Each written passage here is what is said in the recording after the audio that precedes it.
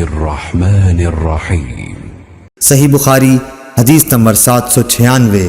حضرت ابو ہریرہ رضی اللہ تعالی عنہ سے روایت ہے کہ نبی کریم صلی اللہ علیہ وسلم نے فرمایا کہ جب امام سمع اللہ لمن حمدہ کہے تو تم اللہم ربنا ولک الحمد کہو، کیونکہ جس کا یہ کہنا فرشتوں کے کہنے کے ساتھ ہوگا اس کے پچھلے تمام گناہ بخش دیے جائیں گے۔ صحیح بخاری حدیث نمبر 797۔ معاذ بن فضالہ نے بیان کیا، انہوں نے ہشام دستوائی سے، انہوں نے یحییٰ بن ابی کثیر سے، انہوں نے ابو سلمہ سے، انہوں نے حضرت ابو ہریرہ رضی اللہ تعالی عنہ سے، انہوں نے کہا کہ لو میں تمہیں نبی کریم صلی اللہ علیہ وسلم کی نماز کے قریب قریب کر دوں گا۔ چنانچہ حضرت ابو ہریرہ رضی اللہ تعالی عنہ ظہر، عشاء اور صبح کی آخری رکعات میں قنوت پڑھا کرتے تھے۔ سمع اللہ لمن حمدہ کے بعد یعنی مومنین کے حق میں دعا کرتے اور کفار پر لعنت بھیجتے۔ صحیح بخاری حدیث نمبر 798۔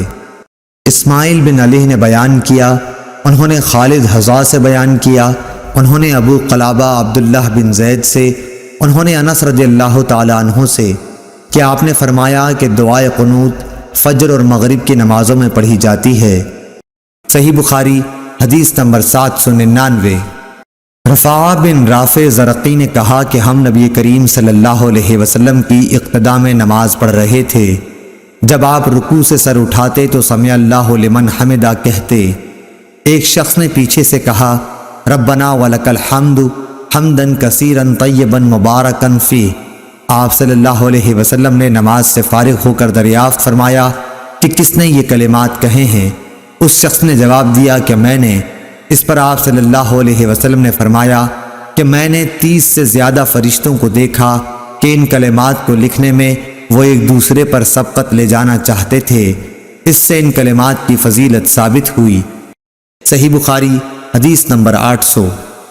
شعبہ نے ثابت بنانی سے بیان کیا، انہوں نے بیان کیا کہ حضرت انس رضی اللہ تعالی عنہ ہمیں نبی کریم صلی اللہ علیہ وسلم کی نماز کا طریقہ بتلاتے تھے۔